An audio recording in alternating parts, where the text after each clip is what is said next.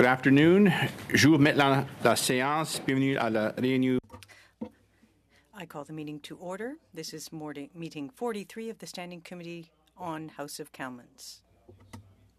Pursuant to Standing Order 1083G, the committee is meeting today for a briefing by the Auditor General on the December 2022 reports,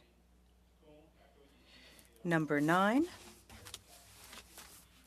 and number 10, COVID-19 vaccines and specific COVID-19 benefits sent to the committee in December. The Auditor General, Karen Hogan, good to see you again. And Andrew Hayes, good to see you as well. I know it's been a long day for everyone. I just want to say right off the top, thank you for your work. I know this report was largely the result of a vote in Parliament, and we appreciate your quick response to that motion. As well, I do want to thank you as well for the work you did to have your officials present this morning for the lockup and your presentation as well. I think that was very helpful for members both to have time to review the document and, of course, to ask you questions this morning prior to its release and to have you back again. So without further ado, I understand you have a brief opening comment. What we're going to do, members, is we're going to have the first round back to what we normally do. Then we're going to have a more informal, just questions to the Auditor General, and we have her here for an hour. So over to you, Ms. Hogan and Mr. Hayes. Thank you very much. We do appreciate your feedback on the lockup. We'll always strive to improve that every time we release reports. So in the interest in maximizing question time, since we only have an hour, I was asked to give a real quick roll-up. So I will try to do that off of scribbled together notes, but it'll be hopefully a good summary of the opening statement that I delivered earlier today. So I'll start with our report on the audit of the vaccines. We noted that the Public Health Agency of Canada, Health Canada, and Public Service and Procurement Canada worked together well to respond to the urgent nature of the pandemic. Health Canada adjusted the process in order to accelerate the regulatory approval of the vaccines. The Public Health Agency Health Canada received enough vaccines so that all people who wanted to be vaccinated could. That was the Public Health Agency of Canada. We found that the efforts undertaken to reduce wastage failed, however. There were delays with respect to Vaccine Connect, and that had an impact on the government's response. To the audit, what we did on specific COVID-19 benefits. In that audit, we found that the support programs that were effectively delivered by Canada Revenue Agency and Employment and Social Development Canada. The early decision in 2020 to align with international best practices to limit prepayment controls and rely on attestations allowed the government to get support to Canadians and employers quickly, while meeting its goal of preventing an increase in poverty and income inequalities and helping the economy bounce back. The government also knew that in making these decisions, there was an increased risk that money would be paid to ineligible recipients. Our audit found that overpayments of $4.6 billion were paid to ineligible individuals. We also estimated that at least $27.4 billion in payments to individuals and employers should be investigated further. Where it's confirmed that benefits were paid in error, notifications should be sent and amounts recovered. Under the current system, that's what the government's required to do. If they want to choose a different approach, for example, by forgiving some amounts owing, then they need to be clear and transparent with Canadians. And with that, Monsieur le Président, nous serions heureux de répondre. We're now ready to take any questions that committee members have. Thank you. Ms. Hogan. And just so, Ms. Hogan, I just want to inform you, you're probably aware of this, but I would not want for you not to be aware that this is a public meeting. So I just want to double confirm you are aware of that, and to all members. And is it a point of order or informal questions? Chair? except for the first round. The first round, we're going to go back all first. right, sorry. I misheard. I'll come to you right after, but Mr. McCauley has the Very floor good. for 6. It's just the first round's kind of typical, and then I'm going to try to balance it based on the members that are here, proper representation. But if any members want to kind of defer or parties, they can do that as well, depending on the questions. But we will continue this until the questions are exhausted. So, Mr. McCauley, you're up first for 6 minutes. Thanks, Mr. Chair. A.G. Hogan, it's nice to see you back again. Mr. Hayes, we just came from question period, and we had a rather shocking attack on the integrity and the independence of the Auditor General's office by the Minister of National Revenue. I want to quote from her. She says, in regards to the AG's calculation to ineligible recipients of wage subsidies, that the AG's figures were exaggerated. It's not her fault, because we all know she was pressured by the opposition. She doubled down later and said it was also because of lack of time. I'm wondering if you could confirm the integrity of your numbers, if they were actually done under pressure from the opposition parties, and how does your office feel about such a partisan attack on the integrity and independence of your office? So obviously I stand by the findings in my audit report. Our audit work is very rigorous. We are confident in the findings and the numbers that we have put forward. And in fact, that's why we put at least $27.4 billion is we took an approach that was favorable to individuals and to businesses when we did our audit work. We based our work on really the limited information that was available at the Canada Revenue Agency. Because very little was collected on application, we could only look at what information was available, and we believe that we looked at the best information available and came to the best conclusions. I know that we also highlighted in our report some of the post-payment work that the Canada Revenue Agency is doing, more specifically on work around post-payment work on businesses. And I would point you to sort of that annex at the back where there was a phase 1 round of preliminary audits where the error rate was approximately 42%. And then phase 2 where the Canada Revenue Agency has informed us that they improved their sampling strategy, and the error rate in phase 2 is about 60% of the businesses that might have received amounts that were ineligible. While the total dollar values might be small, that indicates to me that a much more rigorous approach to post-payment verification work is needed. Thank you. Have you ever changed results or your report based on pressure by an opposition party as claimed in question period today?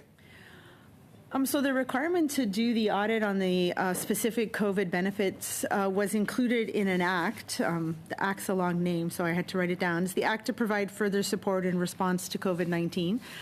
That act outlined the programs that we should look at and some of the scope of our audit, and gave us a deadline to provide it to the clerk by December 17th of this year. We staffed accordingly, had sufficient time, great cooperation from the department, and we stand by our findings. Thank you. The $27 billion, that is, as you said, the best case scenario for taxpayers, basically. That's the bare minimum. Is that correct? It could be substantially higher? We say at least because there is missing information in order to verify. There are likely that some of the payments to individuals or businesses that we identified as potentially ineligible are ineligible, but there are others that we haven't identified, and we included some of that in parts A through F of our report in part 2, and that's why we believe the government just needs to do more work to identify ineligible payments and then make a decision about recovery. In 10.35 of your report, you comment that it's difficult to assess the program impact of the wage subsidy because of limited info required by employers on the application. This limited info requested by taxpayers or the government from businesses for the wage subsidy, is this going to factor into higher losses for taxpayers or a higher amount of ineligible payments that we required so little information? So in that paragraph, we were talking about whether or not the emergency wage subsidy had met its intended objective. And some of those objectives were to maintain that employer-employee relationship, to rehire employees, and to allow businesses to bounce back when the economy reopened. It was hard to assess whether or not that employer-employee relationship was maintained because there was no information gathered, such as the social insurance numbers of employees, in order to be able to know if that relationship was maintained. What that could mean is that there were individuals who were receiving individual support payments, but then the employer was also claiming a wage subsidy, which may not have been, which may mean that it was ineligible on one side or the other. But we've identified all of those, we believe, in our testing, and have made that information available to the Canada Revenue Agency. Are you concerned that I think the final bill for the wage subsidy was almost $100 billion? Like, how concerned are you that so much money went out the door in support with so little information backing? As you mentioned, we were not tracking social insurance numbers. So yes, someone could be collecting CERB and still working part-time at the same time their wage is being subsidized. As I mentioned at the first audits that we did in 2021 on the wage subsidy program and on the emergency response program, the approach to limit prepayment controls was one that is seen as an international best practice in the time of an emergency. But that comes hand in hand with needing to do rigorous post-payment verification to confirm eligibility and take the steps necessary afterwards. So I'm concerned that there isn't a more rigorous and more comprehensive approach planned on that post-payment work. Thank you. Thank you. Now, I had promised the floor to one member, but I had a note from another one, so it's Mr. Fragascatos. You have the floor for 6 minutes, but Ms. Shanahan, we will certainly get to you. We will. There is time. Thank you, Auditor General, for your work and that of your office. I listened to Mr. McCauley. I think there's a disagreement in terms of how the minister's statement would be interpreted in question period today. I didn't hear, looking at the statement, I didn't hear an accusation of a lack of independence, and I don't want to get into this because I know that the Conservatives in the past, as recently as 2021, went after the Auditor General's office in a way that left a lot to be desired. So I think that we focus on the substance of today's report, and again, I deeply respect your independence and the work that you do. I looked at the report closely. There's a number of things that stand out there, and a number of things that remind me about the peak of the pandemic and where people were, including in my own community. But I think members of Parliament around the table will certainly attest to my experience, which was deep concerns about where the country was going economically and levels of poverty that people would have faced if the government did not move very quickly and introduce the benefit that it did. Your report gives specific figures about where things could have gone if the government did not introduce benefits as quickly as possible. Can you delve into that a bit more? So one of the things that we looked at when we looked at in the specific COVID benefits program was whether these programs helped meet some of the objectives. One, which was to get money out to individuals and businesses quickly, whether there were efforts made to mitigate poverty and income inequalities, and whether the economy was able to rebound. What we found was that the people most impacted by the pandemic received support, whether it be individuals or businesses. We looked at information from Statistics Canada around poverty levels, and Statistics Canada had indicated that poverty would have increased by 5 points over the 6.4% that it was at in 2020 if these income supports had not been there. We also looked at whether those in the lowest income quintiles across the country were receiving support to replace their income, and we found that they did. In fact, some individuals received more than the income that they would have earned in the prior year. We did, however, notice that the government tried to make adjustments to deal with that disincentive to return to work. We also looked at the economic rebound of the economy and whether or not economic activity returned to where it was pre-pandemic, and we found that it had done that by November of 2021. So all indications point to the fact that these supports met those objectives. However, the early decision resulted in some inefficiencies, and now it's time to do the hard work to identify payments made to individuals and businesses who were ineligible. I understand, certainly, and work that is ongoing on the part of CRA as we see. Can I ask you, though, on this, so it started with poverty, but you have pivoted in the way that I wanted to, which was to look at the economy and GDP. Without these benefits, without these various supports, what would have happened to our economy? I know that you don't have it's a theoretical question, but let me phrase it another way. To what extent did these benefits help to stave off a deep economic decline? Your report talks about GDP, for example, and the way that it dropped. And you just mentioned November 2021, where we were returning to pre-COVID levels in terms of economic activity and employment. So again, the report has a table that highlights measures that Statistics Canada gathered, and we noted that there was a 17% decline in economic activity in early 2020, that the economy, and that's based on GDP and the economic activity. It was back to pre-COVID levels by November of 2021. We also looked at hours worked and noticed that there was a sharp decline, almost 28% in the early parts of the pandemic, which was in line with the severe health restrictions that were in place there. But then again, by February or April of 2020, by May of 2021, that had bounced back to pre-pandemic levels. So all indications show that the support payments helped Canadians stay home, and then the economy bounced back as expected.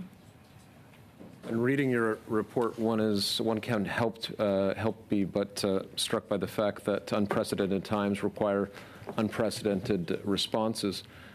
I'm wanting to know your thoughts on the attestation-based approach and the speed that allowed for. That speed, it sounds like, was essential to some of the very good outcomes that we've seen, both in terms of keeping poverty low or as low as possible, and also in helping the economic recovery. Do you have any further comments, Auditor General, on the speed and attestation that helped with that? So I would agree that adopting the approach of limited prepayment controls, which then relied on personal attestation, increased the speed and helped the government meet that objective of getting support to individuals and businesses in a quick fashion. That is an approach that is unusual and one that should be done in unusual times, but does come hand in hand with the need to have very rigorous work afterwards to verify eligibility. Yes, and I look forward to officials from the CRA coming and explaining to the committee the work that it's carrying out right now in regard to what you just mentioned. Finally, I think because time is limited, you mentioned at the outset, you talked about international best practices. Can you expand on that a little bit? So that was something we looked at in the two audits that we did in 2021 when we looked at the design and rollout of the Canada Emergency Response Benefit and the Canada Emergency Wage Subsidy. And at that time, the government and I looked at the international best practices in times of an emergency that support the limitation of prepayment controls, which you would normally see in a support program in order to get money out quickly, and that's what's done in emergency times. Those international best practices also cite the need for comprehensive and rigorous post-payment work. Absolutely. Thank you. I'm afraid that is your time, Mr. Raguscatos, but we will certainly come back to you if you like. With the committee's indulgence, I'm going to turn to Mr. Desjarlais next to give our friend from the bloc a few more minutes to find his orientation. Alors nous allons tourner vers Mr. Desjarlais pour commencer. We'll go to Mr. Desjarlais first, and then we'll go to you right after him. Thank you very much, Mr. Chair. I want to as well thank the Auditor General for her report. And I think at a very timely time when Canadians are feeling the pinch of this affordability crisis that many folks are feeling very little hope for. But we also had a very similar experience during COVID where a lot of folks were losing hope. They were losing their will in some ways to understand how the pandemic interrupted their lives and how it's continued to interrupt their lives. None of us here are fans of the pandemic. I think that is a fact, and the reaction of our national parliament to making sure that we end poverty, or at least reduce poverty, and these measures were strong measures that New Democrats fought for. But something that we didn't fight for was in relation to the Canadian Emergency Wage Subsidy. There are some loopholes that existed within that subsidy that we called for the closing of early on that resulted in disproportionate effects to workers. We've seen the use of the Canadian Emergency Wage Subsidy to actually break unions in my province of Alberta to lock out workers. And this is very, very real. And we don't have to look very far in Edmonton, in my city. There's a large corporation called Sesco. Sesco, as early as it was June 28, 2020, 2020, that they decided to lock out their workers and apply for the Canadian Emergency Wage Subsidy. The Canadian Emergency Wage Subsidy went then to actually subsidizing the wages of scab labor, replacement labor, while the union was forced to be locked out. So it took the power of the union out from under them and actually forced replacement labor into their group. And so that replacement labor is still there today. Boilermakers in my city of Edmonton are locked out now again still. And so this is a critical issue that we need to actually address in a real and responsible way. And so when I look at these numbers, they're quite damning. $4.6 billion in ineligible employer expenses. Was that the number you mentioned? Sorry, Ms. Hogan, can you confirm the total amount of ineligible funds paid to employers under the Canadian Emergency Wage Subsidy?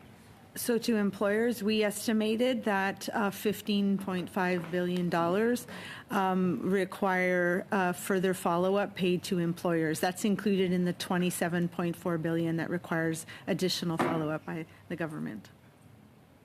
No, thank you for that. So of the $15.5 billion, I know you won't be able to comment now in terms of what is, that the fact that Sesco, for example, is ineligible. But could you enlighten us, the committee members, to the work that maybe Mr. Hayes, as the principal, might know better, but the qualifications to making those companies ineligible? So your comments point to actually one of the concerns that we raised, and a member raised in a question earlier. We were unable to determine the effectiveness of the program, whether or not one of the objectives of maintaining that employer-employee relationship was met, because there was very little information gathered. So I could not comment further on the situation that you've described, but it points to the reason why post-payment work needs to be done in order to ensure that the wage subsidy was used as intended, and that the businesses that applied for it actually had a decline in revenue that made them eligible. And in instances where a company were to not actually see a reduction or a subsidy to their employees, and in particular that relationship between management and their employees, was actually to use the Canadian Emergency Wage Subsidy to offset the cost of labor and to actually offset the ability of unions to be able to negotiate proper and fair contracts, because, of course, the company is incentivized to not have to make those arrangements if they actually qualify for the Canadian Emergency Wage Subsidy. And so there's an incentive there that I think the Auditor General is pointing to that has to be addressed when we're talking about how we investigate these companies moving forward, how we get them to pay their pay this amount back that they should have never been entitled to. But how can we do that in a way that is responsible and also doesn't, in some ways, look at the issues that we're seeing in terms of very, very poor Canadians?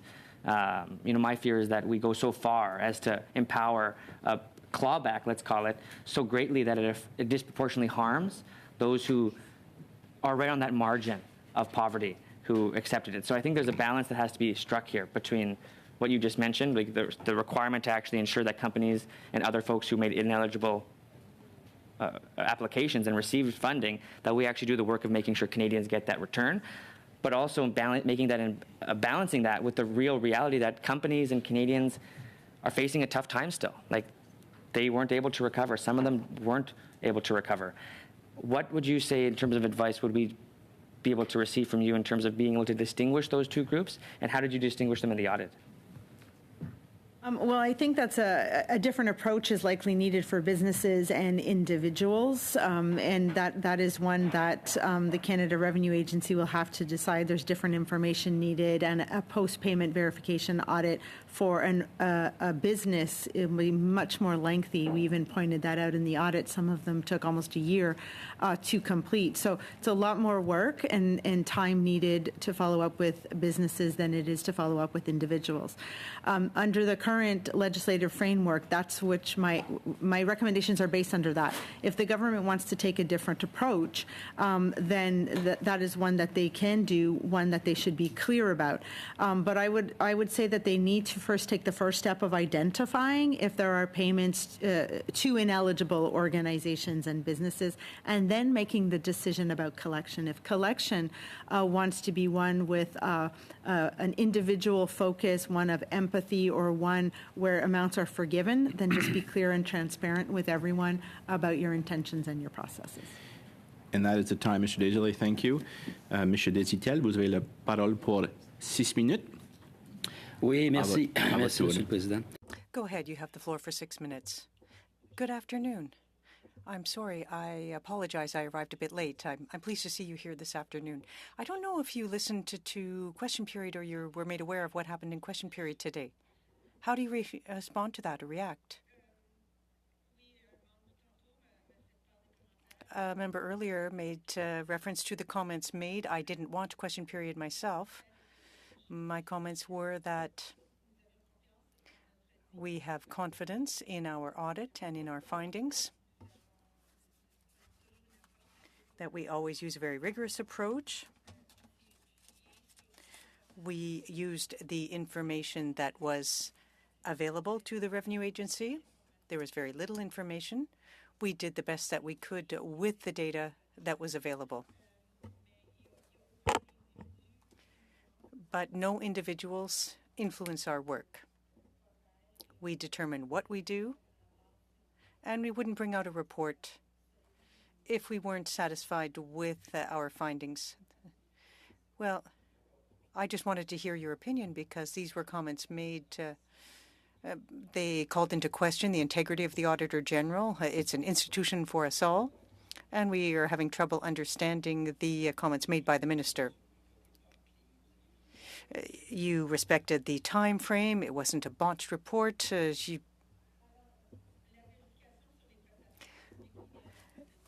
The audit for the COVID benefits was contained in legislation. It gave us a year to do the work. We ensured that we had the resources we needed to do the work. And we're tabling our report today, which is a week before the deadline indicated in law. Well, rest assured that in the Bloc Québécois, we will be following up because attacking an institution like that is not respectable, nor is it acceptable in a democracy like ours. There was over 27 that was paid out. Too much in overpayments. Will the government be recovering that? Well, to clarify, there were two foundings with respect to dollar amounts. There were overpayments of $4.6 billion that went to ineligible beneficiaries, and we also felt that it was necessary to look more closely at the $27.4 billion to individuals and employers. This is where we made recommendations to the Canada Revenue Agency to improve their plan. It needs to be more comprehensive. They need to work more efficiently because there are deadlines for individuals and for companies as well. Question. In the government structure, do you think that it's possible to recover a portion of those amounts? Well, it's very difficult to determine. I'm not familiar with the situation individuals and businesses are facing. I'm not in a position to provide an answer. Well, can we make a difference between the some 2 million claimants who received funding who shouldn't have? And can we break that down and look at what is in Canada and what's abroad? I'm not sure I'm familiar with the number you're referring to. the 2 million beneficiaries who allegedly received payments and who were outside the country. Well, they were all of them were outside the country? No. We put that in our overall amount that the government needs to investigate and follow up on. What we looked at was information that was available at the Canada Revenue Agency. When you fill out your tax claim, for example, your tax return, you have to put your address in to receive mail, your mailing address, and your home address. And in the cases that we looked at, both addresses were not in Canada. Now, maybe the information is erroneous, and so that's why we asked the government to follow up to confirm whether or not people were physically located in Canada and eligible for the benefit. Now, does the Revenue Agency have the capability to do the work? We didn't look at the resource levels at the department, but the agency was aware of the fact that, in fact, in the early 2020s, when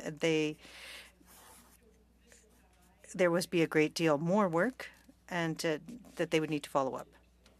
With respect to vaccines now,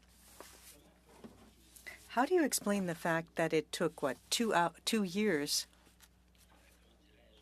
to, well, how should I put it? There was, 2 million wasted vaccine doses? And this went on right until the end, up until just recently, in fact. How can you explain that a mechanism wasn't put in place over the past 2 years to look at what was coming in and going out and how the transfers were being administered and how they were taking place? Well, you're referring to a recommendation that our office has made on several occasions following other health crises, especially in 2021, when we did the work on COVID-19. We urged the government to sign an exchange of information agreement with the provinces and territories, and to have systems in place as well as technology to support that type of exchange of information. What we noted during our audit on vaccines was that the government developed and put in place Vaccine Connect software to better manage vaccines, but they didn't implement all of the functionalities. And to our mind, that minimized their ability to limit waste. And now your time is up. Thank you very much. I'm going to stick with the rotation, but let's kind of more rapid, if that's okay with everyone, 2 to 3 minutes. So I'm going to go, just so it's clear, I'm going to go to Garnet, and I'm going to go to Mr. Genuis, and this Ms. Shanahan, and Han, I do have you, Mr. Dong, I do have you down as well. Pardon me for my informality here. Garnet, Mr. Genuis, you've got the floor for up to 3 minutes. Thank you, Mr. Chair. I have been called worse things in this business before. Madam Auditor General, thank you for your work. I want to drill down just on, I think, a specific area of disagreement between you and the government. The government has said that they are not interested in developing the kind of post-payment verification system that you recommend. They're not interested in following up in every case, and they've tried to give the impression that it's all very vulnerable, disadvantaged people that might be impacted if the government tried to recover the money that was given to those who are ineligible. The reality is, from my reading of your report, we actually don't know anything about who the people are that received money that are ineligible, and in the sense that some of them could be very privileged, very well-off people who, in fact, still cashed government checks during the pandemic and didn't meet criteria.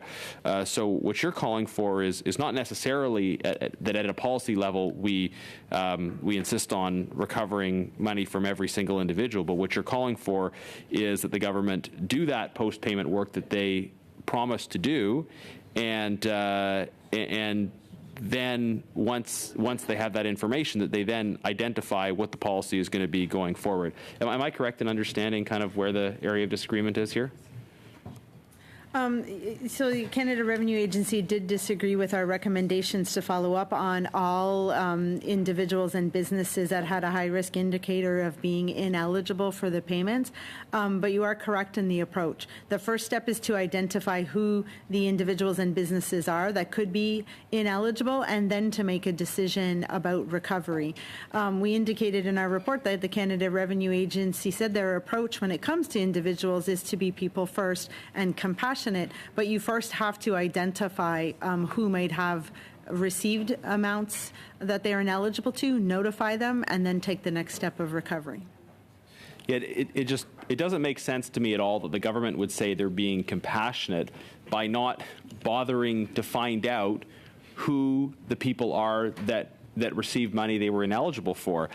You might argue that it's compassionate if you do the follow-up work and then identify that there are certain people who, had understandable circumstances and therefore decide to transparently make a decision around not requiring payback in that particular case. But in what world is it compassionate to say we're just not going to bother to do the work? That seems more like laziness on the part of government than compassion.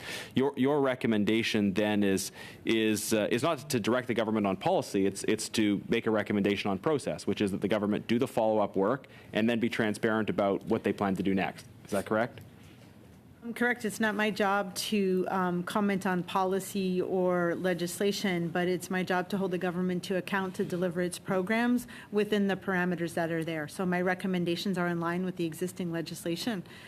If the government chooses to do a different approach, which is entirely in their hands to decide, they should just be clear and transparent with Canadians. Thank you very much. Ms. Shanahan, you have the floor for approximately 3 minutes. Very good. Thank you. Thank you, Chair. And thank you, Ms. Hogan, for appearing before us today and this morning's meeting as well. It was very, very helpful in understanding the principle that there are different approaches to attacking a problem. And as you said, it was a very unusual situation. It called for an unusual approach, but there's still a variety of approaches that could have been taken. For example, instead of rolling out the benefit programs in the rapid fashion that they were with the attestation, the bare minimum of verification, another government or another set of ministers could have decided to do it differently. They could have decided to put in a lot of controls at the beginning. What would that have meant for the effectiveness of what was trying to be achieved?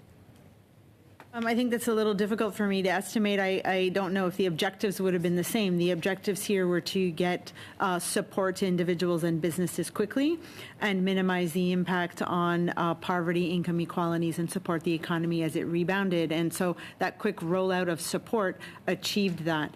A different approach may have had different objectives. So all I can comment is on how these were designed and rolled out, and I found that it was effective. But that unusual approach to rely on attestations and quickly get out money comes with the need to do unusually more work than typical on support programs because you didn't have rigorous prepayment vetting. So the good news is that the approach did achieve the objectives up front, and now we're looking at basically the cleanup, right, of doing the additional verification work.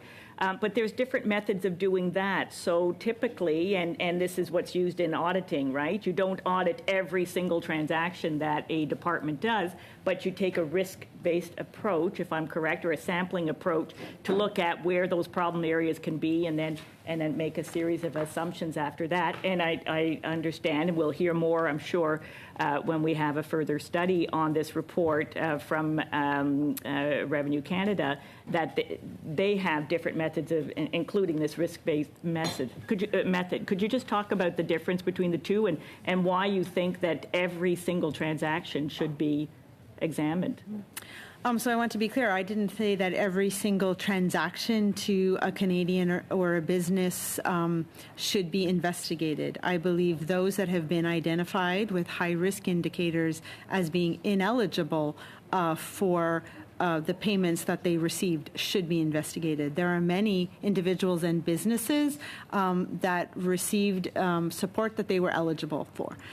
It is the bucket where we have these high-risk indicators that require more work. A risk-based approach, there are many ways to come at risk.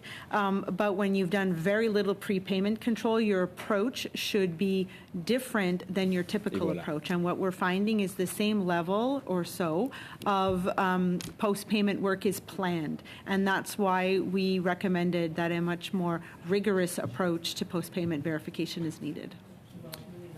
And I agree. It certainly, Canadians believe in fairness, and people want to see that anyone that deliberately defrauded the system is justly investigated.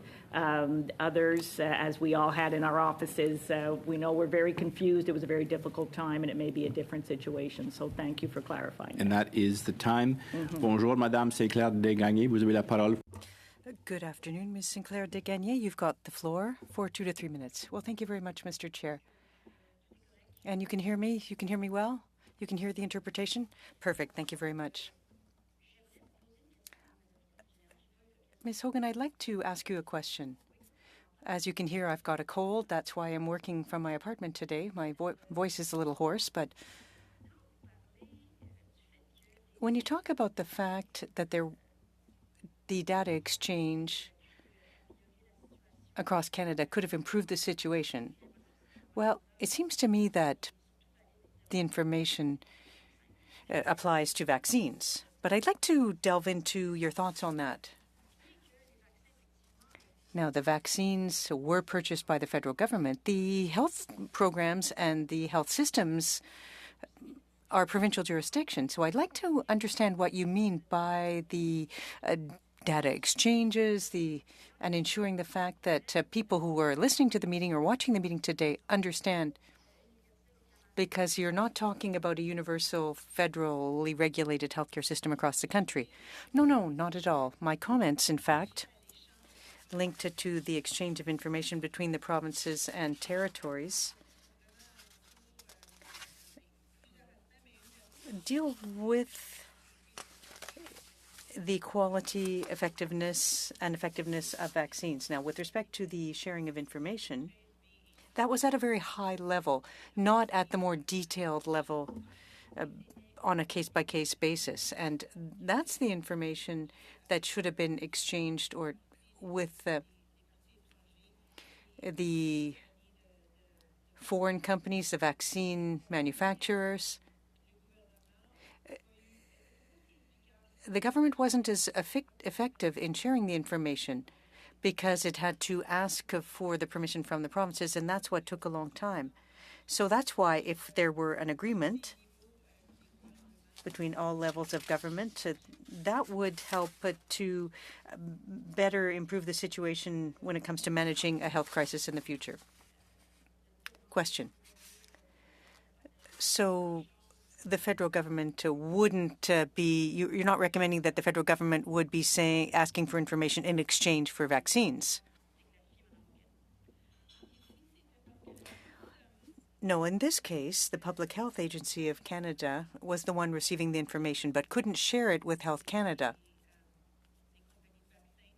or the vaccine manufacturers without the consent of the provinces. So I recommend that an agreement be reached and signed with respect to what information can be shared, what the timeframes are, in order to improve the management of a crisis like this. If, for example, we produce our own vaccines here, then a data sharing agreement like that would help improve the quality and effectiveness of the system in the future. Thank you. Thank you very much. We'll now go to Mr. Desjardins. You've got approximately 3 minutes. Thank you very much, Mr. Chair. So I want to return to the emergency wage subsidy.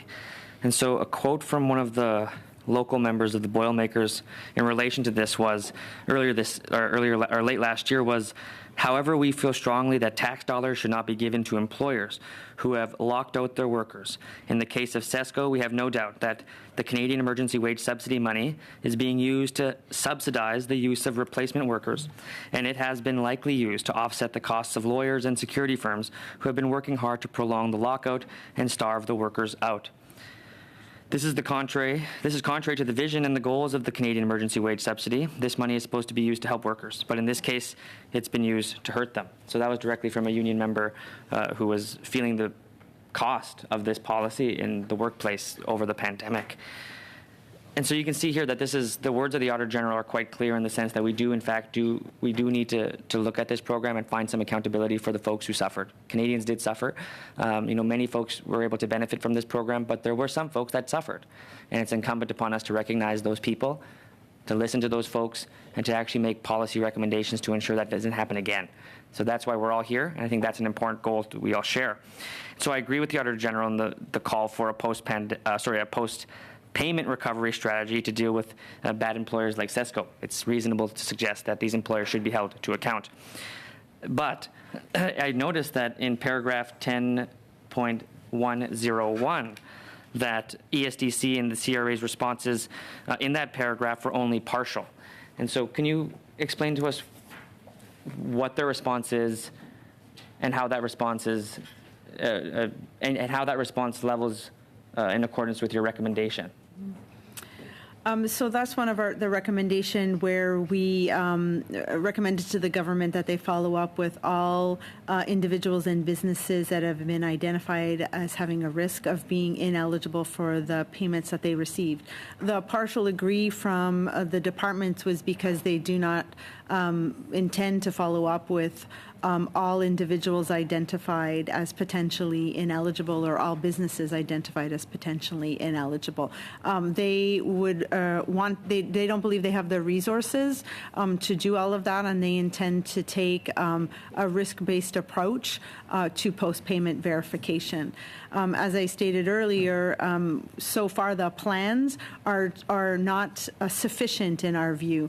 Even if they didn't want to follow up with all, we believe they should do more than they're currently planning on doing because it is not rigorous enough to compensate for the lack of prepayment controls at the beginning. And that is the time, Mr. Desjardins. Turning now to Mr. Cram, you have the floor for 3 minutes, please. Okay. You're next. Yeah. Okay. Yeah. Okay, thank you, Mr. Chair, and thank you to Ms. Hogan and Mr. Hayes for being here today. I'm sure it's been a long day, but we'll just keep on getting through it. In Report 9 on page 6, it lists the 7 advance purchase agreements signed by this government and the dates for each agreement. And it says that the first advance purchase agreement was signed in July of 2020, and the last one was signed in January of 2021. Now, I spent the afternoon on Google looking when the American government signed their advance purchase agreements, and they started way sooner. They signed their first agreement in March of 2020, 4 months before we signed our first, and they signed their final agreement in July of 2020, 6 months before this government signed their final agreement. So, as a matter of fact, when this government was getting down to sign its first agreement, the Americans were just finishing up on their last ones. So I was wondering if the audit could provide any insight as to why this government was so much slower than the Americans when it comes to signing these advance purchase agreements. So we did look at the timelines as to when all of this happened, and the government actually waited for, excuse me, the government actually waited for the vaccine task force to make a recommendation about which vaccine companies were more likely to have viable vaccines. That recommendation was made in late June from the vaccine task force, and then the first agreement was signed in late July. So the delay was mostly waiting for the right recommendations, is how it was explained to us by the department.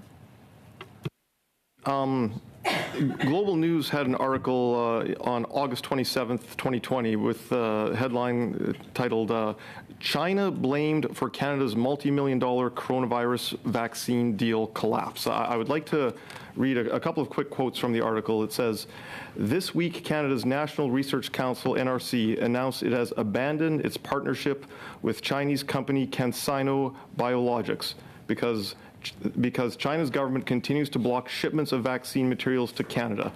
Then it goes on to say, the NRC, which is part of the Ministry of Innovation, Science and Industry, has received about $44 million since late March to upgrade its production capacity in Montreal in preparation for materials expected from CanSino. And then it goes on to say, with the funding received from the Government of Canada on March 23rd and April 23rd, that's 2020, much work is underway at NRC. Are you able to offer any insight as to why in the spring of 2020 this government seemed to be so exclusively focused on CanSino while the U.S. government was signing deals with Johnson & Johnson and AstraZeneca and all the rest of them? And it's time for a brief answer, please. Okay. So we did not look at the deal with CanSino in our audit. We really focused on the 7 companies that were recommended by the Vaccine Task Force as having being most likely to have viable vaccines. I really can't comment on that any further, as we just did not audit it. Thank you. Mr. Dong, you have the floor for approximately 3 minutes. Thank you, Chair. Hi, Auditor. It's good to see you. And I didn't have time to read the report from like word for word, but I had a pretty good understanding of it. Thank you very much for it. The section you talk about this incentive kind of takes me back to 2020. You know, I can't remember another time in my memory in Canada that, you know, Canadians profoundly understand taking care of another means taking care of my own family and my neighbors. And they will go to the distance to even deliver a mask, some free meal, or even money to help one another. And that was because people truly understand that, you know, it's a matter of life and death, and the government has to step up, and themselves are stepping up to help one another. So I think previous studies have shown that international institutions said, had Canada not taken any measures against or limited measures like, you know, our allied countries like the United States and so on and so forth, we would have seen a death rate at least tripled than what it's now. And what it's now is close to, I think I checked the fifth update is 48,000. So that's almost 100K, had Canada not taking any measure. So looking back, people has to ask, you know, should we know what the information we have now? We still have a choice between 100,000 randomly chosen Canadians' life versus billions of dollars. And it's a tough decision, but I think we all know the answer. That's why the opposition members and the government member all came back in emergency meeting, passed legislation quickly, allowed the government to start spending some of the relief money. And that was, you know, earlier testimony that achieved its objective. But at the time when we knew that there is very limited test, you know, against applicants for any relief packages, did you at the time kind of foresee that the post-pandemic or post-payment verification could be a problem afterwards? Did you at the time thought about, like, you know, if you give money so easily in the beginning, that may create a problem later on? Well, early on, even I would go back as early as my nomination hearings in May of 2020. I was asked questions about the government approach, and at that point in time, and I continue to hold the view that the government took the steps it needed to take to support Canadians and businesses, but the decisions to limit prepayment controls need to come with rigorous post-payment work. That's just good, prudent use of public funds to demonstrate that you vetted and made sure that those who are eligible actually receive the money. Did you provide actually a detailed how-to recommendations as, you know, what could be done ahead of time that to ensure post-payment verifications can be done. So I would point you to my first two audits in 2020 on the Canada Emergency Response Benefit and the Canada Emergency Wage Subsidy, where we looked at the design and the rollout, and we talked about the need for rigorous post-payment work because of how the programs had been designed and rolled out. Both of the departments at that time committed to completing their plans and that they would be comprehensive. We're just not seeing that happen now. And also at the time, I remember you point out that these are necessary for the unusual times. And you also said earlier that there were high-risk indicators identified. Was these indicators set by CRA or by your office? And when was it done? So this was during our work on the COVID relief programs. We took the entire database of individuals who received Canada Emergency Response Benefit and compared it to 2 years' worth of tax returns, and then went through the eligibility criteria. And when we found that there was indicators that individuals were not eligible, we flagged those. And those are the amounts that are accumulated here in our report. So this is the work that we did around the individual and business payments. So you set those indicators, not the CRA? I didn't set the indicators. I held the government to its criteria that it established, eligibility criteria that it established in the program. Very good. Thank you, Mr. Dong. We're getting short on time. I'm going to try to just kind of get a few more folks who have their hands up. I'm going to jump to Madame Saint-Claude Dingang, who's been very patient, and then Mr. Genuis.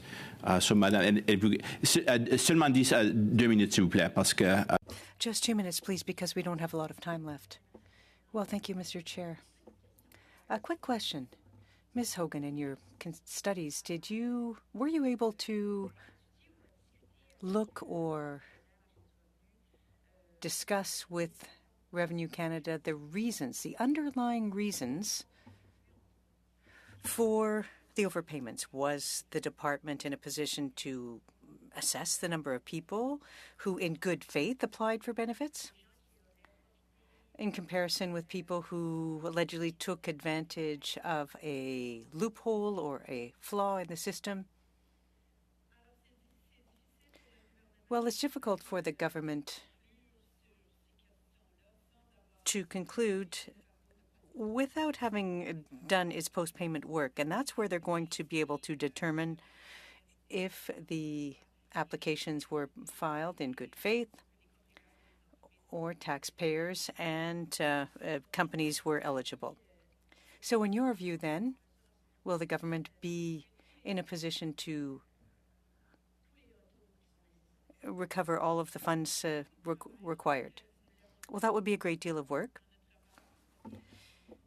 When it comes to the salary benefit, it takes a long time to do that work. It takes a great deal of resources as well. And that's why I recommended that a plan be comprehensive so that they be in a position to determine what the amounts are. But there's a legislative time frame as well. Yes, it's 36 months, yes. So do you think then the government will have enough time to get the information, to understand and analyze, assess their performance? Well, it's difficult to say. Am I confident that they will? Well, for some payments, that deadline is getting quite close. So it's time to step up the work, the pace of the work that they're doing. Thank you. Minutes. Yes, sir. I would like to move the session to be in camera because there are some detailed questions I need to ask.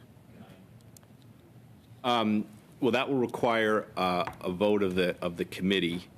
Just on the same point of order, a member can't move a motion if they don't have the floor, and you don't have the floor if you raise a point of order. Okay, that's a very good point. Yes, thank you very much. You can't move a motion on a point where we can consider that in a few minutes.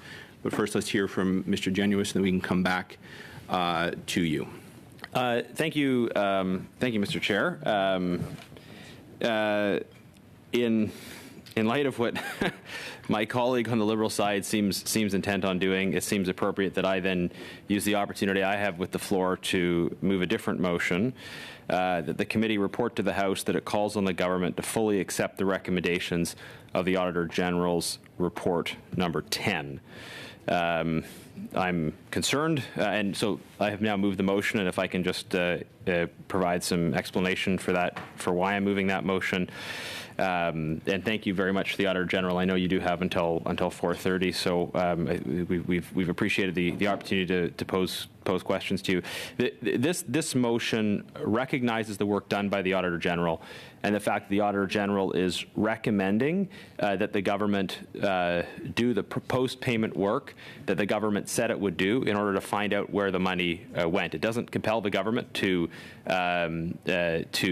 insist on recovery in every case, but it does. The recommendation of the Auditor General is that the follow-up work be done, and it is generally standard for the government to accept the recommendations of the Auditor General. However, in this case, the government has attacked the independence of the Auditor General and certainly not accepted the Auditor General's recommendations. Therefore, I think it's important for this committee that relies on the work of the Auditor General to speak in support of the Auditor General's independence, the Auditor General's work, and that's why I proposed this motion, que le comité fasse rapport à la Chambre qu'il demande au gouvernement. That the committee report to the House and that it accept fully the recommendations in Report 10 by the Auditor General. Thank you. We'll hear debate on this in a second. First, I'd like to thank Ms. Hogan, Mr. Hayes. Of course, you're welcome to remain here if you like, but you're under no obligation, of course, and you did indicate beforehand you had to leave at 4:30. So thank you again, and we will, I think, see you Friday. You're seeing someone Friday. Someone Friday. See you someone Friday. Good. So, well, thank you again for today. Can I look for some discussion on Mr. Genu's motion? Mr. Dong, is your hand up? Is that is that okay, Mr. Frank? Yeah, sorry, he just caught my eye first. Mr. Dong, go ahead, and then I'll be in a speaking note here. Thank you, Chair. I respect the intent of my opposition members, my opposition colleague motion. But I also want to point out to the committee that we are waiting to hear from CRA, and I think it's fair to give them the chance to tell their side of the story and why, if they agree or disagree with the report. I think it's good to hear from CRA before we decide on whether or not to pass or vote for or disagree with this motion. Thank you. Mr. Fragaskatos. It's that same point, Mr. Chair. We've seen the report. There is important points that obviously have been raised, but we've also seen that the CRA has a disagreement on some of the things that have been put forward. I have a very difficult time with this committee. Certainly I speak for myself, but I believe the general consensus would be that as a committee, if we speak, we should speak after hearing all parties put their view on the record, and we've only heard from the Auditor General. The CRA will be called in to give its perspective. I think we should certainly wait for that. I think that's a reasonable approach to take. Any other? Yes, Mr. Macaulay. Thanks, and I appreciate the comments made. I think if that was the case, then we wouldn't have heard such a virulent attack on the Office of the Auditor General by the Minister. If it was an issue of we should wait and hear, then perhaps that Minister shouldn't have already prejudged without hearing the full story either. So I fully support this motion. I think it's important to, again, affirm the support for the report and the support of, frankly, your taxpayers as well. Thank you. Thank you, Ms. Shanahan. Chair, I think this motion is trying to do a couple of different things. I, for one, would like to see the text of the motion, and as is normal in both languages, because I feel like on one hand, it's trying to compel the government to do something, and on the other hand, it's trying to say what I believe every member of this committee believes and knows to be true, is that the work of the Auditor General is without question professional. The integrity of the Office of the Auditor General is not come into question whatsoever. So I think I would like to see the motion in writing, and I asked for some time out, or indeed, as we are scheduled to do, to go into subcommittee if that's where we need to go now to discuss this issue. So the clerk is going to send around the motion, which is translated. We can't move into the subcommittee where we're dealing with a motion on the floor right now. As well, the subcommittee wouldn't be appropriate for this motion anyway, because subcommittee is just a truncated version of this committee and doesn't have the ability to decide such matters. I'm going to turn to Ms. Yip first, and then in the meantime, the clerk is sending the motion around. Yes, Ms. Yip. Could we just have a brief recess? I'll need unanimous consent for recess, so I'm happy to hear. I don't know why we have members coming around the table to whisper to others. I mean, that's the purpose of debate, isn't it? Well, members are free to canvass one another. I'm not going to put a stop to that, of course, and I've just asked they do so in a way that does not interrupt the committee. Mr. General, would you like the floor? Yeah. Okay. Well, I think this is, I think the arguments of CRA are included, as well as the arguments of the Auditor General. I think it's pretty clear cut. That we need clarity on showing support for the Auditor General's recommendations. Again, it's generally standard that we support the recommendations of the Auditor General, and the government has not offered that support and has now questioned the independence of the Auditor General. I think the least we can do is say simply that we accept the Auditor General's recommendations. Yes, so I'm in the meantime just going to see if the clerk has sent that around yet. He has. Yes, sir. Mr. Fragaskatos, you have the floor, please. Can we just take a 2 or 3 minute break? I think Ms. Yip raised that. I'm going to check on this. I think it's unanimous consent to take a pause. Is that right?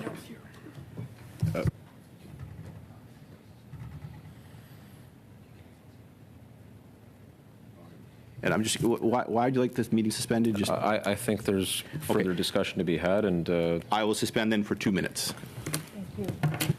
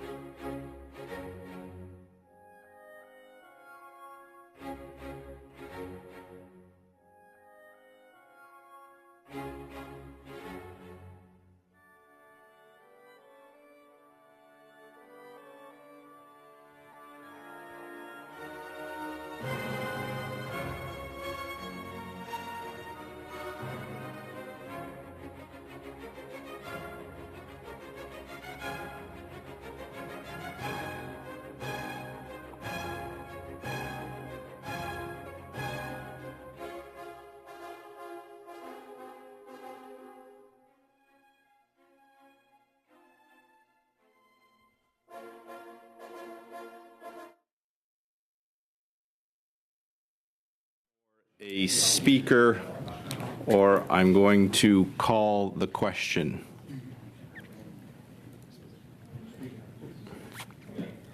I think the debate has collapsed, so I'm going to call the question. We've not done this in... Okay, go ahead, Mr. Dung. I didn't hear the announcement that I didn't hear the announcement that the meeting is resumed. Go ahead. So, okay, it did. Okay. No, I think you know, like I heard what opposition Mr. Generous talked about. You know, first of all, I think this committee has shown that it's fairly nonpartisan, and you know, we've always worked together. I had conversations, discussions, and to express my view, not necessarily in camera, not necessarily on camera, with all members from all parties, right? So I think on the first point, I still want to make sure that we can talk to each other. We can just walk around and have private conversations in the back. I mean, this is very important. You know, it's a very important part of our job. Second thing is like back on the motion. I read the report, all these recommendations. The ministry has provided, or the government has provided response, and out of the list here, 1, 2, 3, 6 subpoints, right? Government agreed with 5 of them and provide reason why. And there's one that's partially agreed, and that's all public. It's in the report, right? So I think, and it does talk about a couple of ministries here. I think it's fair to hear from these ministries to understand why they partially agree, not fully agree with these recommendations. And that's very, very important for this committee, for members of this committee to consider whether to support this motion or not support this motion, or not abstain, perhaps. Like there are 3 options. So I don't think it's fair for members on this side just heard this motion minutes ago to make a very important decision without questioning government agency why they partially agree, right? We have to take a lot of guess, and I don't think that's a very responsible way to do our jobs. That's it. We just received these reports today, and so I think we need more time to study it, to have everybody come as witnesses so that we can hear all the viewpoints before just going through with the motion. Thank you. So I have a motion before us. I have no speakers. Is there? Can I close? I think Mr. McCauley wants to, can I ask for a 2-minute break, because I think Mr. McCauley wants to chat with me. No? Oh, okay. Sorry, I'm going to go to Ms. Bradford, who might be a little more ready. Thank you, Mr. Chair. I agree with Ms. Yips. These are fairly substantial reports that were only tabled earlier today, and a lot of us have been in constant meetings all day, House duty, whatever, not had a chance to review them. So I really don't know why we need to rush through and pass a motion today when we haven't had a chance to hear from the witnesses that we would presumably want to hear from. I think that would only be fair due process. Very good. Yes, Mr. Vargas-Gatos. So, Chair, again, I go to fairness. As a matter of fairness, we should be able to hear from public servants in the CRA on their view on the report. I take Mr. Genes's point, but I can't agree with it because they haven't had an ability to come before the committee in the same way that the Auditor General does. I respect very much the Auditor General. I think the findings are important for this committee, but also, just to be fair on that principle, we need to hear directly from the CRA. It does not suffice to have their perspective on the written record only. I also, and I suppose this point goes to Mr. Desjardins, I know that there's issues in the report that perhaps those in the NDP would have challenges with. He certainly can speak for himself on this regard, but I look at the report and then I think about what the NDP has said on CERB verification. I know that in the Finance Committee this issue has come up around CERB amnesty. Certainly the Auditor General is not calling for that, quite the contrary. And so I think there's views around the table that differ very much from what the Auditor General has suggested, has put forward.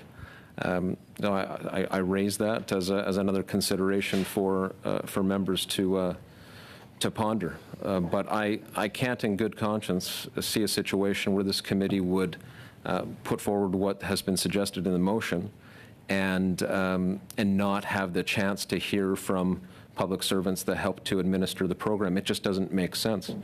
We can have another meeting where we can hear directly from CRA officials and then decide what to do at that point. I don't understand the rush to a particular outcome here. Thank you. Ms. Shanahan? Yes, Chair. I too am a little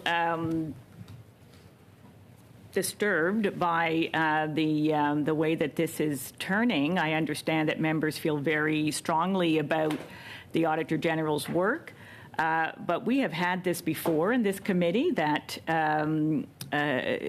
different departments have taken issue with a recommendation that the Auditor General has made, and it's part of the work of this committee is to study those different approaches. You heard my questions. I like to look at, well, if it wasn't this way, could it have been that way, and what would that have meant? Because this is the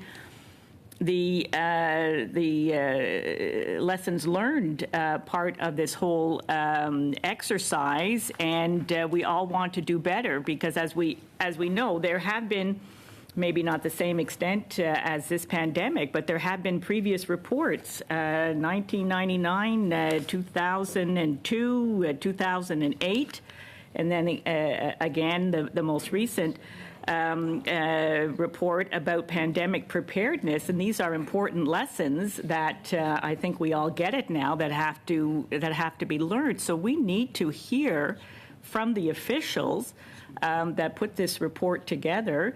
But in the meantime, I would like to hear from my colleagues, both from the NDP and the Bloc, on this question. Thank you. Thank you. Mr. Desjardins, you have the floor. Thanks, Mr. Chair. I think two principles go into my decision-making on this. One is the utility first. I think there is utility in understanding that the Auditor General's report and investigating her recommendations are important for us to follow up on, especially if there's an issue with some of the acceptance of those recommendations. That's not something I don't think anyone here is disputing. I think everyone here wants to get to the bottom of why the recommendations have been made, why recommendations have been accepted or not accepted. And so I think based on that, and in my conversations with other members, I think it's important for us to hear from the CRA and to actually hear from some of the witnesses that would go into describing, including ESDC, as to, in particular, my last question, as you might have mentioned, that was directly related to that paragraph. And so I do think that it is responsible for the CRA and for ESDC to come to us, give us an explanation as to what this portion of this is, and I think that's a very reasonable position. But I do think that we should return to this motion. I don't think this is something we should vote on. I think this is something we should hold if we can table it, and that's my request to the chair, if we can find a way to table this and find a way to actually have this vote the same day we have the scheduling of the hearing, if the mover would be inclined to do that.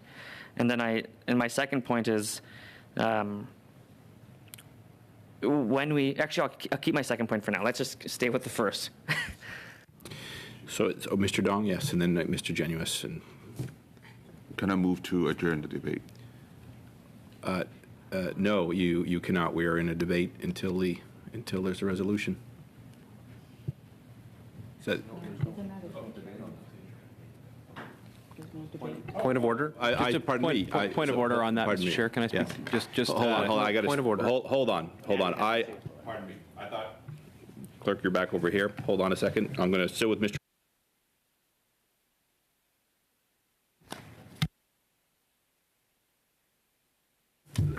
No. Pardon me. We'll have a vote then. So vote. Pardon me. So could I ask the clerk for a roll call, please?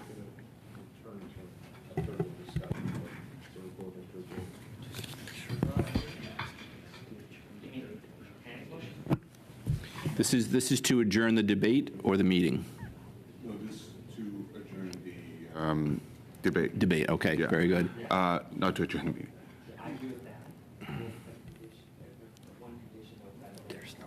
Yeah, so, sorry, gentlemen, there's no debate on this. There is a motion to adjourn debate. there's a motion to adjourn debate. I've asked the clerk to call a vote on it. Clerk, please call the vote. Mr. Dong, you're out of, there's no debate on this. You've moved a motion. I heard Garnett just give some advice. Ask a question to me, you can. Mr. Chair, just a point of order then. I think maybe for the if you could clarify the rules that if an adjournment motion is rejected, there's nothing to preclude a subsequent adjournment motion with a condition associated it from being moved. There's no, so theoretically members could vote against this adjournment motion and then vote in favor of a subsequent adjournment motion with a specific condition attached to it. Well, that's correct. This motion has no condition attached to it. And keep talking it out. That is correct. So are we clear? All right, clerk, if you could call the roll call, please.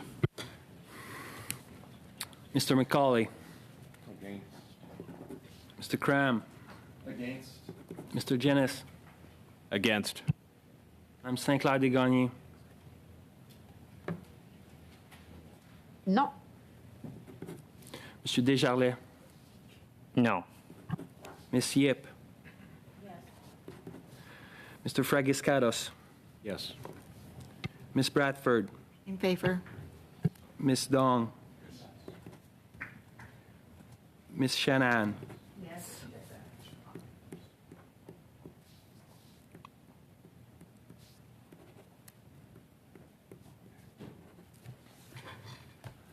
Five nays, 5 yeas. All right, and I vote nay as well. I'm now going to recognize Mr. Genuis, who's on the speaking order. Okay, thank you, Chair. I hope we have a reasonable compromise. I move that debate on this motion be adjourned until after we have a hearing with the CRA on this report, at which time, CRA and ESDC, at which time debate will resume, continue, and conclude on the motion in the same meeting.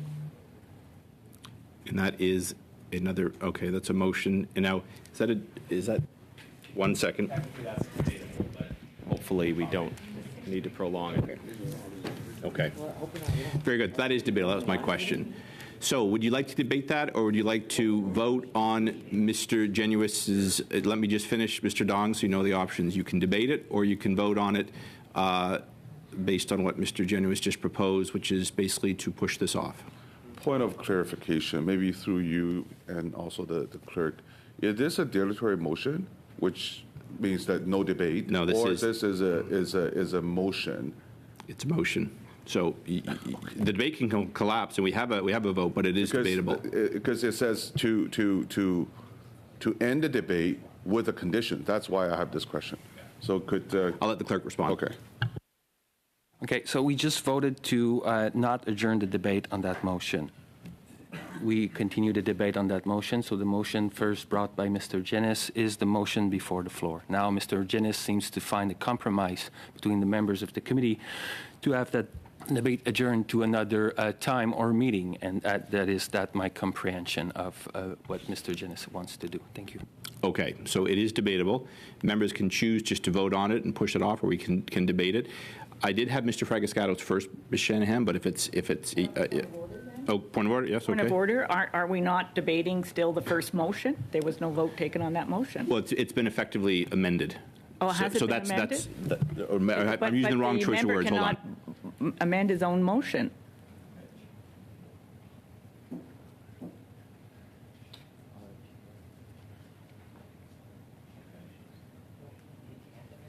He can't amend it. You have to. Okay. Okay. Thank you, clerk. So, what Mr. Genuis was attempting to do was to find a compromise. The clerk corrected me that, in fact, his original motion is still on the floor, but his statement he just made, I think, seeks to find a compromise. So I'm turning it back to the committee members to see if they want to accept this compromise or continue to debate Mr. Genuis's original motion. Yes, I'm going to stick with Ms. Shanahan for a second, and then I'll come to you, Mr. Desjarlais. Yes. Chair, I call a vote on the first motion. We can't have this kind of back and forth. And by the way, we're in public here? We are. Yeah, so let's not embarrass ourselves. I'm not embarrassed. Yeah.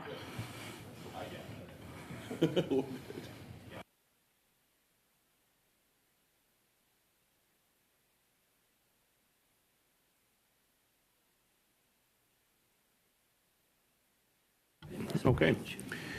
So just like the members can't call the vote, we will have a vote when there's no more speakers. I see Mr. Fragascatis has his hand, but it sounds like Mr. Yes, and Mr. Desjardins, it sounds like we're moving away from Mr. Genuis's compromise. Sorry, point of order, Mr. Chair. I moved a motion. It's a motion for adjournment of debate subject to a condition. I can cite various examples where this has been done at other committees where there is a motion to adjourn subject to a condition, and that motion provides a framework for saying that a debate would be adjourned, and it's a debatable motion.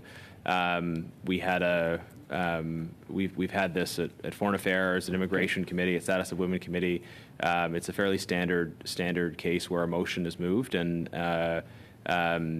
because it seeks to shape the way in which the existing motion will be dealt with, it's in order, and so the committee should either debate or vote on my motion.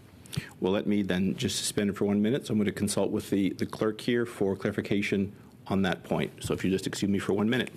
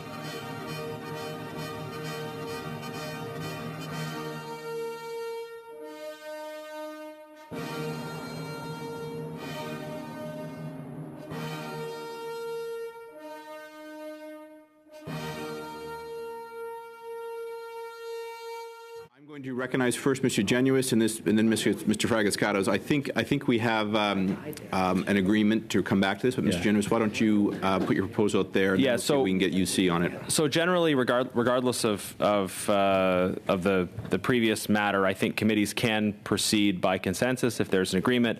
So I think there is an emerging consensus that the committee would adjourn debate on this, and also with an understanding that the chair would schedule an opportunity for us to resume consideration of this motion after we have heard from CRA and ESDC. So if that's the agreement of the committee, then we're good to proceed on that basis. I'm just going to look to Mr. Fragascatos if there's. Colleagues are okay with that. So Okay. We need, yes. Okay. Well, I'm sensing consensus on this. Are you clear on what we're doing, Clerk, or do you want Mr. Genuis to repeat it? I may have to go back to the evidence, but yeah, if Mr. Genuis would like to read again, or just let me go back to the evidence, and I will draft the motion. Sure, take 30 seconds. So the proposed adjournment motion is withdrawn. The original motion is adjourned. And the committee agrees to resume consideration of this motion at a time to be scheduled by the chair following hearings with CRA and ESDC on the matter of the 10th report. Is that clear? Yes, Ms. Shanahan. Okay, great. Chair, let's not preclude what the hearings will be and so on. That's a lot packed into that. Let's just say following the study that this committee conducts in the usual manner. Sorry, my understanding was the compromise that we had agreed to was exactly what I had just said. So if it's not, then we have to recalibrate. But we're going to have hearings with CRA and ESDC, right? That's what people want? Okay, good. Thanks. I'll come back to Ms. Shannon. Mr. Desjardins, do you have a... Sure. Thank you, Mr. Chair. I think it's very reasonable, from what I've heard from my Liberal colleagues and what I've heard from my Conservative colleagues and what I've heard from the Bloc Québécois, it's important that we hear from the witnesses. And so what gets us to that point is this consensus motion. And so I think it's reasonable that we should move forward with this consensus. We'll adjourn the debate on this, and we'll return to this motion following the hearings from ESDC and the CRA. I think that's it's as reasonable as it's going to get, and I think that's worth. Okay. It's worth all members considering. Very good. Okay, we have a consensus. Very good. I'm going to move on. Just 1 second. I have a few hands in the air. Now, Mr. Dong, you had a point you wanted to make earlier. I think it was about going into camera with the AG, but I wasn't sure if. Couple questions. No, she's gone. That's fine. Okay. All right, then. I've got a few business points here for the whole committee. I'm going to turn to Mr. McCauley first and then hopefully get all this done. Thanks, Mr. Chair. In light of everything that was happening today, I'd like to move a motion, please, and I'll read it into the record, that the Public Accounts Committee rejects statements made by the Minister of National Revenue in the House of Commons on December 6, undermining Canada's Auditor General, and that the committee affirm its support for the Auditor General in the independence and integrity of the office. I'm checking to see if the clerk has it, if he could send it out. Oh,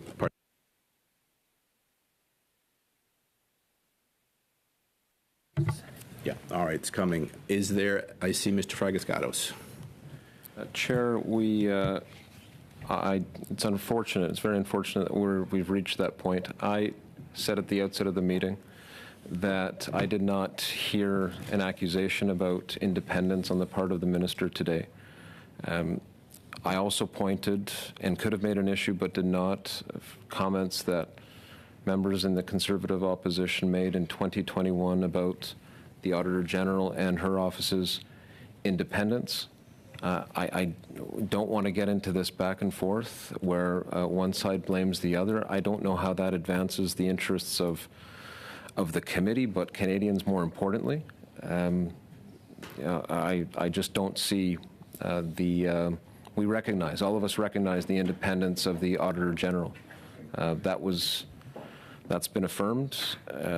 I don't know that we're going to, I don't see the benefit of engaging in this endless discussion. The independence of the Auditor General is something the government recognizes, all MPs on this side recognize. Thank you. Ms. Shanahan. Thank you, Chair.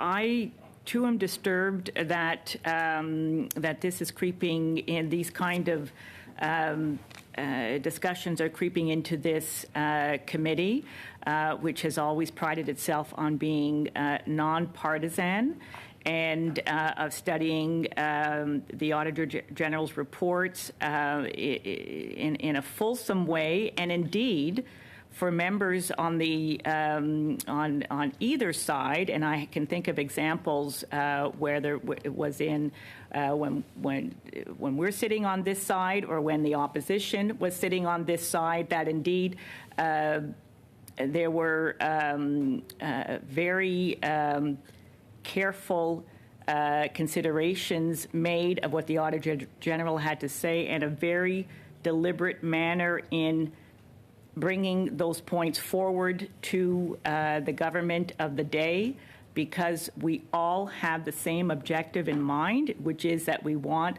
to have a better functioning public service and delivery on government policy for Canadians. And so a statement, and I think we do this on a regular basis, where we uphold the integrity of the Auditor General's work, is one that I am very comfortable to make at any time, and have been very uncomfortable in past meetings when there were accusations or insinuations that the Auditor General was somehow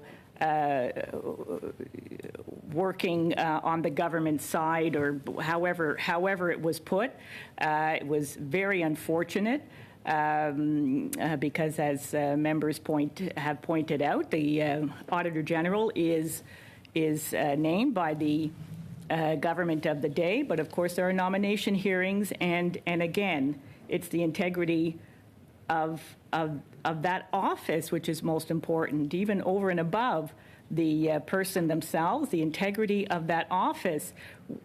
We are known internationally for the quality of the public accounts work that we do, and I know that our ministers appreciate the work that the reports that are produced by the Auditor General, and I always go to how the Auditor General works. They go into different government departments. They are speaking with public servants in their workplace. They are looking at the day-to-day operations, and they are there to provide the kind of actually, it's better than the best paid management consultant that you could ever hire, is to have the Auditor General in your offices. And I know that our minister, including our Minister of National Revenue, appreciates deeply the work that was done. And of course she does. And of course we do, because the Auditor General has brought forward some very important points that need to be looked at. We need to look at different ways of doing things, and we are very happy to do so. So I am distressed anytime, actually, and this I've discussed in other forums here, when this committee actually wants to compel the Auditor General to do certain audits, because we know the Auditor General looks at the functioning of government, and her office will choose to study independently those areas that she deems are the most important to Canadians. But as she said today, these audits were produced by an act of Parliament, and she's followed them. And I have every confidence that that work was done in every to the highest degree of excellence that we've come to expect. So, Chair, I can only say that again, normally this committee operates by consensus. Normally we would be in subcommittee or in camera right now discussing the Auditor General reports and operating by consensus, but members have brought up motions and want to have things done in public and to have votes when it suits them, and then to go back to consensus when it suits them as well. I say I am very disturbed, and it does not bode well for the future of the work of this committee. But again, I stand by my belief that the Office of the Auditor General, and I remember when it was Mr. Michael Ferguson who had the office and the tremendous work that he did. I know that we had ministers that were very appreciative of the comments he brought forward and the themes that he was attacking and addressing before his untimely death. And and he was named by a conservative government. But where are we going with this? This is just nonsense, and it's not worthy of this committee. Thank you, Chair. Thank you. I have a growing list here. I'm just going to run through it, so I want to be sure everyone that I've recognized them. I have Mr. McCauley next, puis après ça, c'est Madame St-Clair Desgagnés, after which it's Mr. Dong, Ms. Yip, Ms. Bradford. So, Mr. McCauley, you're up. I find it quite amusing that the government side uses consensus a lot. Consensus only seems to matter, apparently, when it's a Liberal idea, and any disagreement with the government also seems to be an attack on opposition for not being in consensus with their view. I'm going to quote directly from the minister. She stated today, twice in the House, she doubled down. She twice stated this. She goes, "It's not the Auditor General's fault. She was under a lot of pressure from the opposition. These political games should not be tolerated." She stated that the CRA disagreed with her results, and it's not her fault because she was under pressure by the opposition. Previous to that, she also said it's not her fault because we all know she was pressed by the opposition to produce this report. It's very clear the minister is stating that the AG violated the integrity of her office to produce a report that dared disagree with the CRA. It's not we disagree and we'd love to chat it out, or hey, we disagree, but let's go to public accounts and we'll have CRA come discuss and defend their point of view, as the government side stated. She stated twice. Apparently, the Minister of National Revenue believes that the Auditor General doctored a report under pressure from the Conservatives. It's shameful, these statements. It's also shameful that the government side is constantly trying to shut down any disagreement with their side by claiming, we used to be nonpartisan until you disagreed with us. Debate is wholesome, disagreement is wholesome, and it's good for us. And disagreeing with the government is not being partisan, it's standing up for taxpayers. Disagreeing with the government is not, we don't believe in consensus, it's because we disagree, and we disagree on behalf of the taxpayers. We've heard it today from Ms. Desley and previous one, especially on the disgraceful report on the conduct of Indigenous services. Mr. Desley brought up some excellent points. That wasn't an attack on consensus or partisanship. It was a request to try and find truth and accountability. And this is no different. I think if we support the AG, then we support this motion. If you don't support the motion, it's very clear that you support the minister's, I believe, blatant attack on the integrity of the AG. Thank you, Chair. Merci beaucoup, Madame St-Clair Desgagnés. Thank you. We'll now go to Ms. St-Clair Desgagnés. Well, thank you very much, Mr. Chair. I think that around the table, you all know that I'm a reasonable person who believes in compromise, and that's why I would ask our esteemed colleagues on the Liberal side to show some unity this time. And what I mean by that is that we can prove to the public today that we are a committee that's not partisan. When a minister, someone who's elected, who's infallible, can make mistakes, and did today by saying in the House during question period that the Auditor General, alleging that she's not neutral. Ms. Shanahan, I don't agree with what you said. She went much farther. She went too far. And it's our role as a committee to show that we are united and that we stand behind and support the Auditor General in her independence and neutrality. So I would urge you, please, to vote in favor of this motion so that we can take a stand together in defense of the Auditor General, and we can prove that to everyone who's watching us today. Thank you. Et merci beaucoup. Thank you very much. Mr. Dong. Thank you, Chair. Now I kind of regret not continuing on with my motion to move this meeting in camera, because had that happened, this motion will probably, that we're debating, it probably would never be moved without the audience. But, I have one thing to say, in my mind of it. Before I say that, I just want to respond to my good colleague, MP Macaulay's point. Nonpartisan doesn't mean consensus. We want the members on this committee. I got on this committee after the last election. It sees this committee, the subject we debate, subjects we study, is supposed to be nonpartisan. And, I try craft my question very carefully, more on the substance, more on numbers, more on details, as opposed to, would this be good for the government, bad for the government? Because there is no defense and offense in this committee. Everybody's on the offense to make sure the government is accountable for to carry out their programs.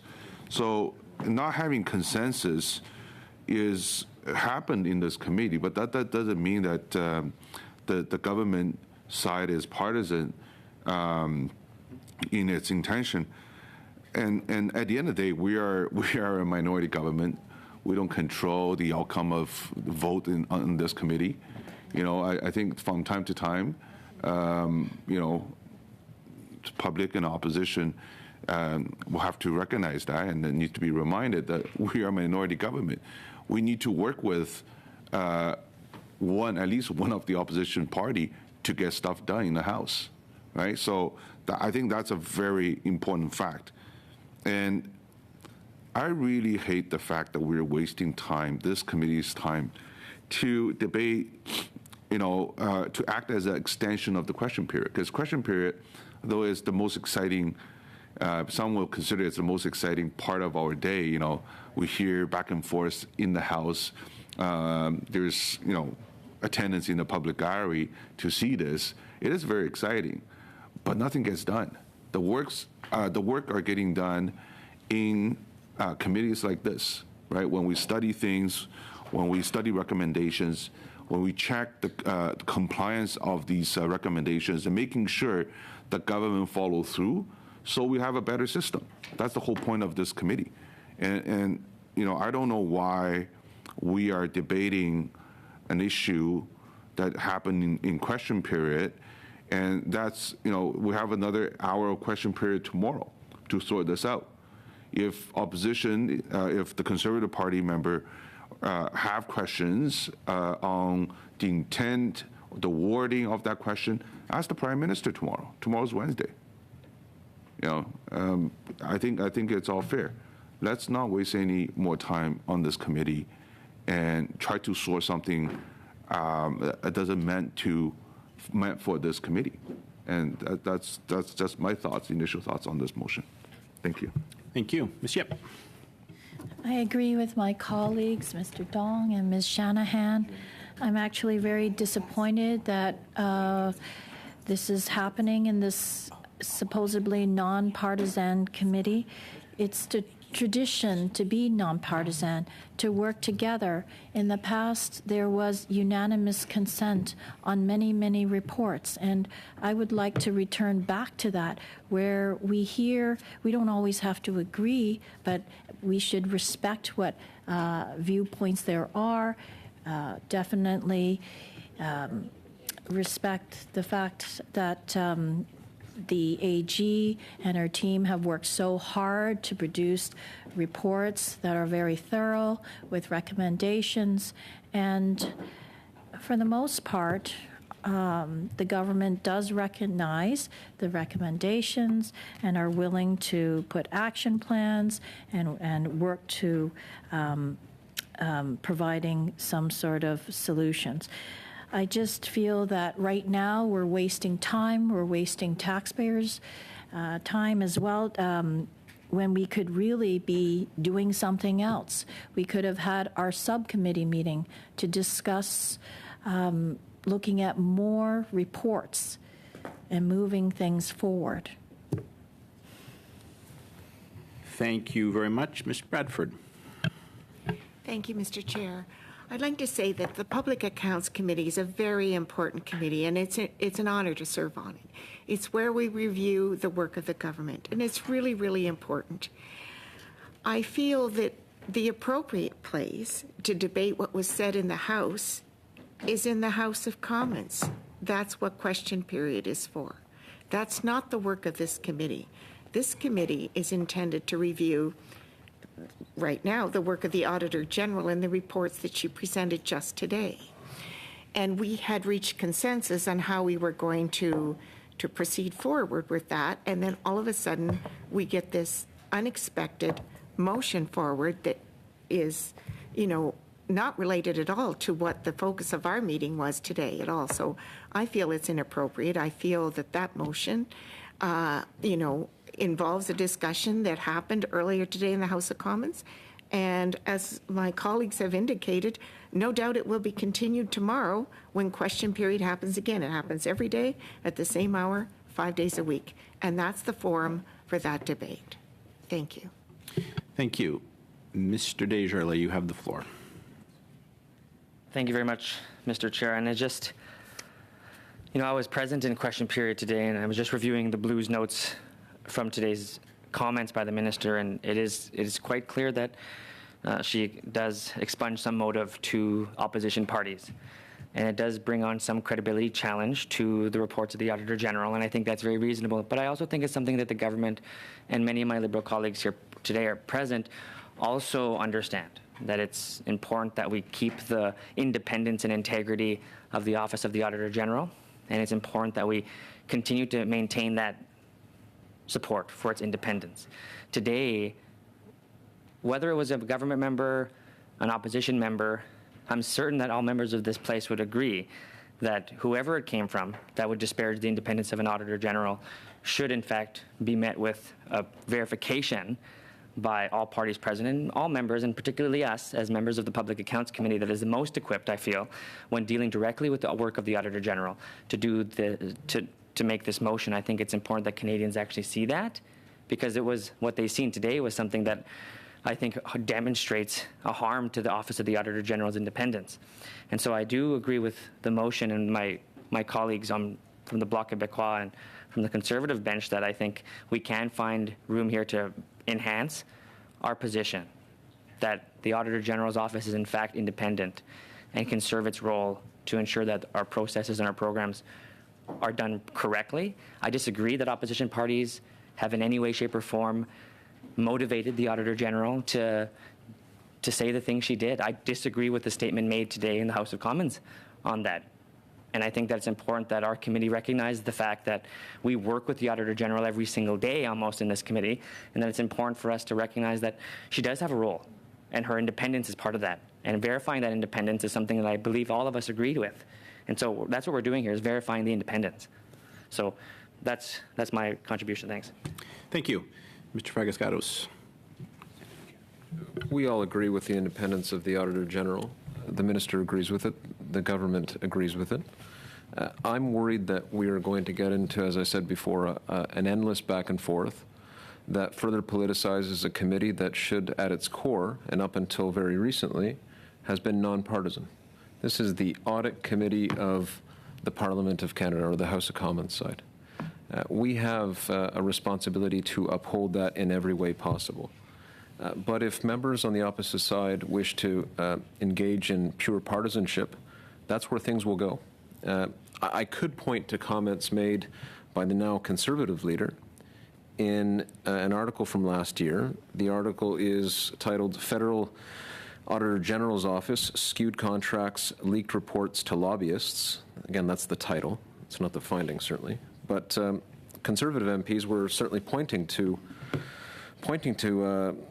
comments that are entirely partisan and hoping for that finding, it would seem. At the Finance Committee, the now Conservative leader said the following: "It is not common for independent, nonpartisan officers of Parliament to give untendered contracts to partisan lobbyists." The substance of the issue doesn't really matter. But where this is going, and I don't want it to go there, I mean, this side could put forward a motion asking for the committee to condemn those comments.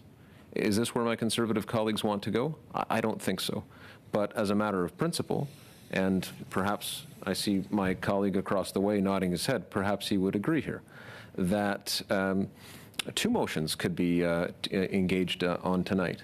We could put a motion forward asking for this committee to condemn, and I see my friend in the NDP agreeing. So I don't want it to get to that point. I hope that Conservative colleagues agree and that we can move on. And with that in mind, I wonder if Mr. McCauley will withdraw his motion. If he doesn't, then we'll keep discussing, because I've had the pleasure and honor of working now with the Minister of National Revenue as the Parliamentary Secretary for a year, or almost a year. And I found her to be someone who's not just a compassionate person. She proved that again today in her comments at the press conference. She's proved that all along throughout her career as a social worker. As Canada's second longest serving, in fact, Minister of National Revenue. To try and disparage the reputation of someone like that, I don't think is appropriate at all. And again, we can end up going back and forth in a committee that should be entirely nonpartisan by a competing motion. We can do that. I don't think that would be appropriate, though. We can end it here. Chair, just a point of order. Actual point of order? So, sorry, is debate collapsing, or no? It's not. We can end my comments. Okay, on Mr. Chair, I'm going to. It is a point of order. I just wanted to ask if we can request if additional resources are available to continue this at some point, maybe tomorrow, maybe subsequently. We can request. I'm going to suspend this meeting. Thanks.